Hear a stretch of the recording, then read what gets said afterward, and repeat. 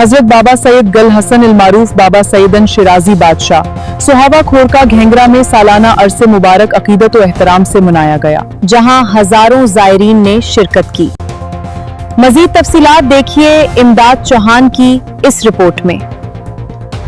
دربار عالیہ حضرت بابا سید گل حسن المعروف بابا سیدن شیرازی بادشاہ سہاوا کھورکھا گھینگرا میں سالانہ عرس مبارک میں روحانیت، خدمت خلق اور پوٹوہار کی ثقافتی روایات ایک بار پھر اپنے پورے آب و تاب کے ساتھ جلوہ گر ہوئیں۔ یہ روحانی اور ثقافتی روایات گزشتہ کئی نسلوں سے جاری ہیں۔ دربار عالیہ کی خدمت کا یہ مقدس سلسلہ مرحوم مظہر حسین کے صاحبزادگان شاہ زیب خان اور جہاں زیب عرف زیبی ہانگ کانگ 5ویں پشت کے طور پر نہایت خلوص اور عقیدت سے جاری رکھے ہوئے ہیں۔ آئیے دیکھتے ہیں امداد چوہان کی اس رپورٹ میں۔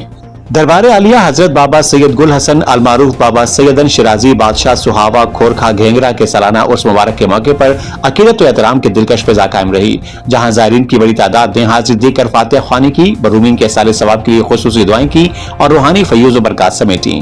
عرس مبارک کے انتظامات میں چودھری اسد محبوب، چودھری کیسر محبوب مقیم برطانیہ اور چودھری عامر مقصود نے خصوصی تعاون کیا، جبکہ چودھری عامر مقصود کی رہائش گاہ پر وسیع لنگر کا اہتمام کیا گیا، جہاں ہزاروں عقیدت مندوں نے انتہائی منظم اور باوقار انداز میں لنگر تقسیم کیا۔ خطہ پوٹوہار کی ثقافت اور علاقائی روایات کو زندہ رکھنے کے لیے عرس مبارک میں روایتی رنگ بھی نمایاں نظر آئے۔